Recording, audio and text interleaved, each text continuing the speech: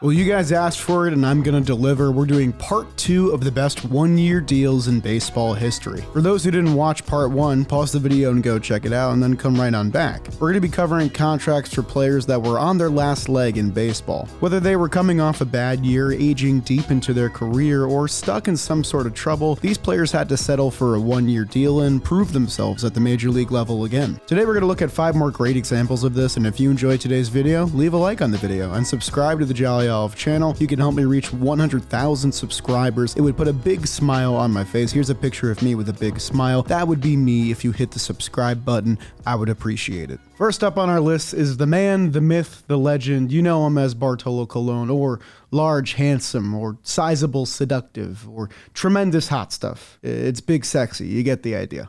By the time he was 37, Bartolo Colon already had a full career's worth of accomplishments. He won the 2005 American League Cy Young with the Angels, he had multiple All-Star nods, over 150 wins, over a dozen years in the league, and over 2,000 innings pitched. That's why his career seemed to many like it was coming to a close when he dealt with injuries for most of the 2009 season with the Chicago White Sox. Between bone chips in his throwing elbow, ongoing right shoulder pain, and rotator cuff surgery, Colon missed the entire 2010 season and seemed poised to hang it up. But Colon in fact was not ready and pitched well in the Puerto Rican Winter League as he attempted a major league comeback for 2011. Colon's experimental surgery, which involved using stem cells to repair his damaged throwing shoulder, was key in his rejuvenated performance. Though he didn't end up receiving a major league offer, the 2011 New York Yankees took a flyer on him with a minor league contract worth $900,000 if he was able to make the club. The team, 2 years removed from a World Series win, fell short in 2010 because of an inconsistent starting rotation and looked to rectify that issue with a variety of candidates including Colon himself and Freddie Garcia. Colon pitched well in spring training and made the club as a long reliever, but quickly stepped into the rotation in late April after Phil Hughes hit the injured list with quote-unquote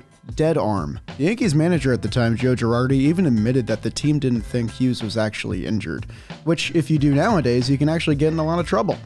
Anyways, Colon won each of his first 3 starts and solidified his spot in the rotation quickly. Aside from a hamstring injury in June, Colon stayed healthy for the majority of his age 38 season, and though he tailed off a bit at season's end, he still threw over 160 innings with an ERA of 4.0. While his 2011 season isn't remarkable in any large sense, it did kick off what became a very memorable second half to Colon's career. He turned this season into a one-year, $2 million contract with the Oakland A's, and then another $3 million deal the year after. Colon pitched to an ERA under 3 in his time with Oakland, making his 3rd All-Star team and receiving Cy Young votes for the first time in nearly a decade in 2013. From there, Colon became a Mets legend, signing a multi-year contract and putting together a plethora of memorable accolades, including some of the coolest fielding plays of his career, a trip to the World Series, and of course, that home run. All in all, Colon played for 8 more seasons and won nearly 100 more starts, pitching until he was 45 years old, thanks to his minor league prove-it deal with the Yankees back in 2011. And he had a far more memorable career because of those later years. He's also still not done yet. He's set to pitch for the Karachi Monarchs in the Baseball United League at 50 years old this year.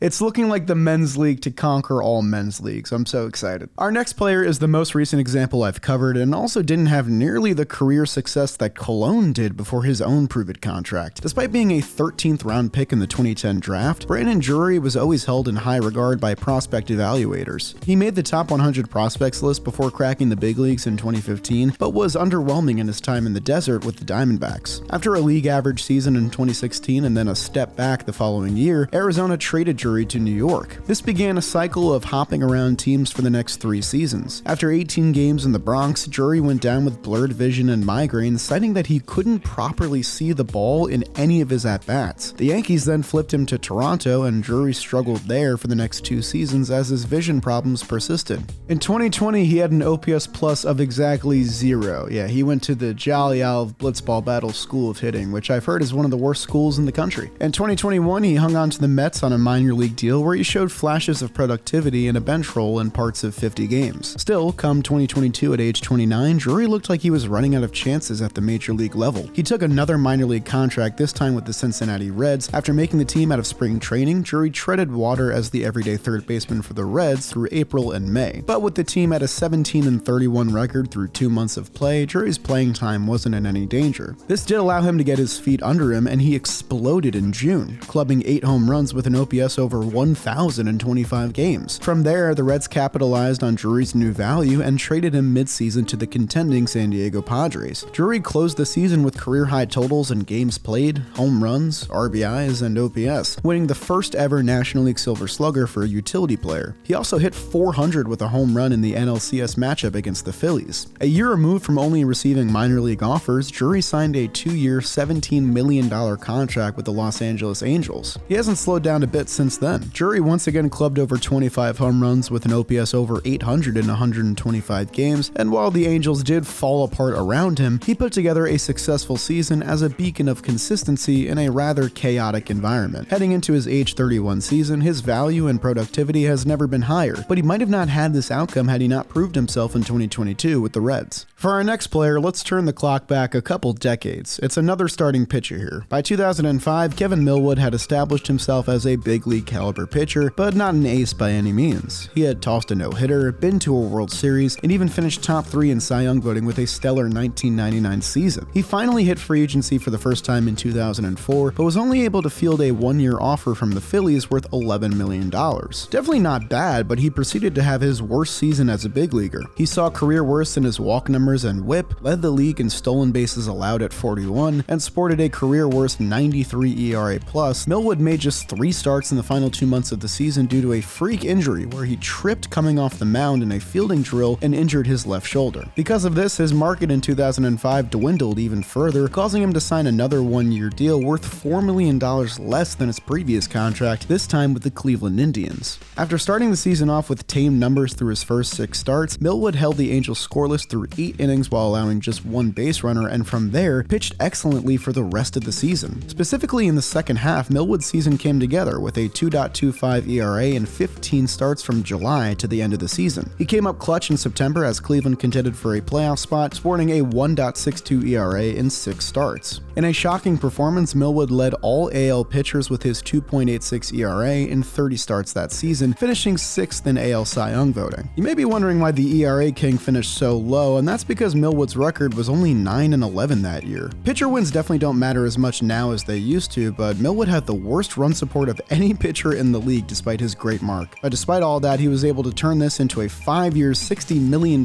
contract with the Texas Rangers that offseason. Milwood was fairly mediocre in his first 3 seasons in Texas, but did end up pitching 7 more years after his 1-season stint with Cleveland, making that discount in pay well worth it. Speaking of those Texas Rangers, they're involved in our next segment with Ian Desmond. Through his age 28 season in 2014, Desmond had established himself as one of the most potent offensive threats at one of the most difficult positions on the diamond, at shortstop. He was the only shortstop in the game to homer over 20 times every year from 2012 to 2014, not to mention he was also a stolen base threat too, being the only player to also go 20-20 in each of those seasons. Not even Mike Trout or Andrew McCutchen were able to accomplish this. Naturally, the Washington Nationals did their best to try and lock up Desmond prior to the 2014 season. Desmond actually declined a 7-year contract extension worth over $100 million, instead opting for a 2-year deal that bought out his arbitration years and set him up to hit free agency after 2015. After he had yet another 2020 season in 2014, his choice to bet on himself and earn more looked like a brilliant decision. Granted, Desmond's defense always left a lot to be desired at shortstop. From 2010 to 2014, Desmond made at least 20 errors at that position in all but 1 season, including a league-leading 34 errors in 2010. But as long as he continued to mash, Desmond was headed toward a massive payday with just 1 season left before free agency. Come 2015, however, things took a swift turn for the worse. His defensive woes reared their ugly head with another league-worst error total at 27, and Desmond's offense took a serious step back. He stayed healthy and played 156 games, but registered just an 82 OPS plus as he saw his on-base rate dip below 300 on the year. Part of this goes back to 1 week early in the season in April where the Nationals played the Phillies twice, and Ian Desmond got hit by a pitch on both of his hands in separate instances by the same pitcher. Sean O'Sullivan hit him twice on both hands, man, what the hell? Suddenly, Desmond's decision to decline that $100 million extension was looking like one of the all-time baseball contract blunders of the 2010s. Desmond also decided to reject the Nationals' qualifying offer worth $15.8 million, and now teams would have to forfeit a draft pick to even sign him in the first place. Because of this, the Rangers were able to scoop him up for just $8 million, a sizable discount from that previous offer. The thing is, the 2016 Rangers already had a shortstop in Elvis Andrus, the same guy who had been manning the position since 2009. Also, just to rub salt in the wound, Elvis Andrus accepted his 8-year, $120 million extension in 2013 and looked like the easiest genius in the world for it. Desmond came onto the team as something of a project, with the Rangers working him out in the center field position primarily during spring training. To his credit, Desmond adapted wonderfully, ranking in the 86th percentile of outs above average with a +4 value in center field in 2016. In what turned into another contract year, Desmond once again played over 150 games and notched his 4th career 2020 season, making the All-Star game for the 2nd time in his career with a 104 OPS+.